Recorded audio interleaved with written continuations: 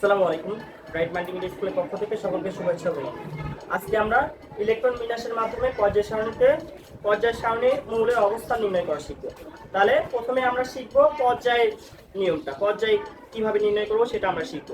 তাহলে পর্যায়ের সূত্রটা বা পর্যায় নির্ণয়টা কিভাবে করব তার আগে আমরা বলি যে কোন মৌলের ইলেকট্রন বিন্যাসে সর্ববহিষ্ঠ শক্তি স্তর বা সর্ববহিষ্ঠ শক্তি স্তর যেটা হবে বা কক্ষপথ যেটা হবে সেই সংখ্যাই হবে ওই মৌলের পর্যায় সংখ্যা। সেই সংখ্যায় কি হবে? ওই মৌলের পর্যায় সংখ্যা।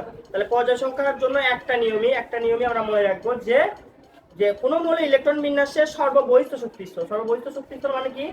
ইলেকট্রন গুলো মানে সর্বশেষ যে কক্ষপথে থাকবে সর্বশেষ কক্ষপথ সংখ্যাই হবে। ধরো সর্বশেষ কক্ষপথ 3p তে গেছে, 3p তে যায় ইলেকট্রন কি হয়ে গেছে? শেষ হয়ে গেছে। বা 4s এ শেষ হয়ে গেছে, তাহলে 4s এ তাই কি হবে? সর্ববহিষ্ঠ শক্তি স্তর বা কক্ষপথ। এই সর্ববহিষ্ঠ কক্ষপথ বা শক্তি স্তর সংখ্যাই হচ্ছে কি? পর্যায় সংখ্যা। তাহলে আমরা পর্যায় সংখ্যাটা লিখে ফেলি। এবার পর্যায় নির্ণয়।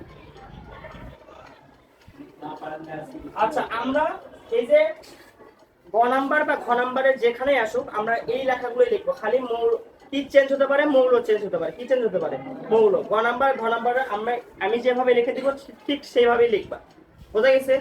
লিখলে তোমাদের হচ্ছে আর মৌল চেঞ্জ হতে পারে। কি চেঞ্জ হতে পারে? মৌল। তাহলে আমরা কি লিখবো? প্রথমে পর্যায় নির্ণয়ের সূত্রটা লিখবো। সূত্রটা কি? কোন মৌলের ইলেকট্রন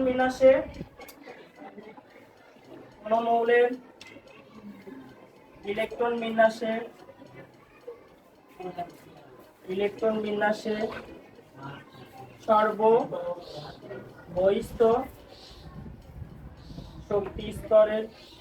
শক্তি স্তর বা কক্ষপথ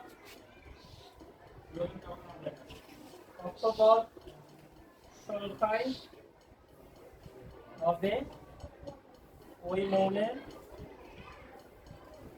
পর্যায় সংখ্যা। ওই মৌলের কি সংখ্যা? পর্যায় সংখ্যা।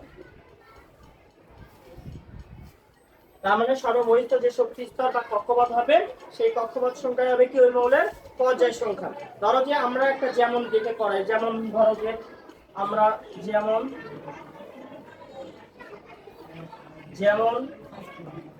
যেমন হচ্ছে নাইট্রোজেন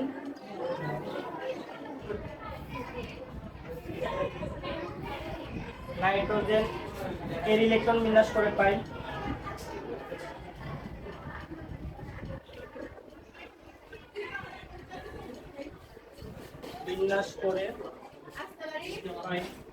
তাহলে যেমন নাইট্রোজেনের ইলেকট্রন বিন্যাস যদি আমরা করি, নাইট্রোজেনের পারমাণবিক সংখ্যা কত আমরা জানি?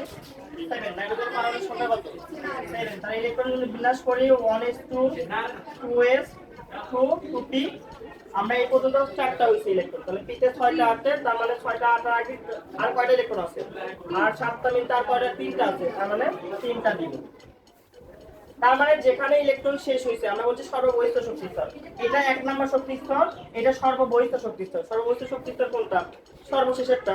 তাহলে সর্বশেষেরটা শক্তি স্তর কত? 2 নাম্বার কক্ষপথ। কয় নাম্বার কক্ষপথ? বা 2 নাম্বার শক্তি স্তর, তাই না? তাহলে এইটাই হচ্ছে পর্যায় সংখ্যা। এটা কি? পর্যায় সংখ্যা। তার মানে আমাদের হচ্ছে নাইট্রোজেনের পর্যায় সংখ্যা কত হবে? তাহলে কয় নাম্বার পর্যায়ে মৌল হবে নাইট্রোজেন? 2 নাম্বার পর্যায়ে। কয় নাম্বার পর্যায়ে মৌল হবে? 2 নাম্বার পর্যায়ে। তাহলে নাইট্রোজেন আমরা অর্ধেক এখানে সর্ববহিষ্ঠ শক্তি স্তর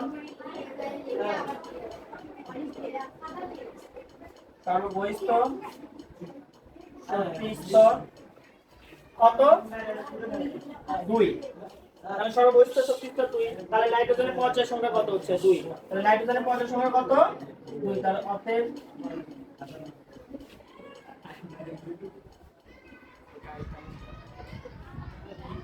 পর্যায় সংখ্যা কত?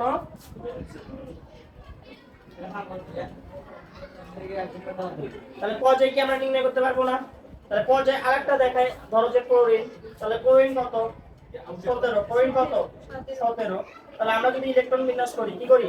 ইলেকট্রন বিন্যাস করি। তাহলে ইলেকট্রন বিন্যাস 1s2 2s2 2p 6। এই পর্যন্ত 10টা ইলেকট্রন আছে।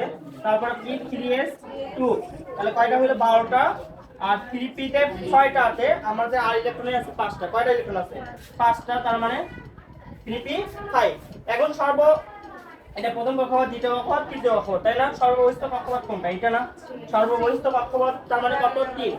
তার মানে এখানে তার মানে কোইলের পর্যায় সংখ্যা কত হবে? 3। বোঝা গেছে? সর্বশেষে মানে ইলেকট্রন যেটা সর্ববহিষ্ঠ কক্ষপথ হবে সেটাই বা শক্তি স্তর হবে, সেটাই হবে পর্যায় সংখ্যা। সেটাই কি সংখ্যা হবে? পর্যায় সংখ্যা। তার মানে আমরা এখানে কোইলের পর্যায় সংখ্যা কত হবে? ক্লোরিনের পর্যায় সংখ্যা কত? 3। বোঝা গেছে? তাহলে নির্ণয় করতে পারবো না পর্যায় সংখ্যা, এটা গেল পর্যায়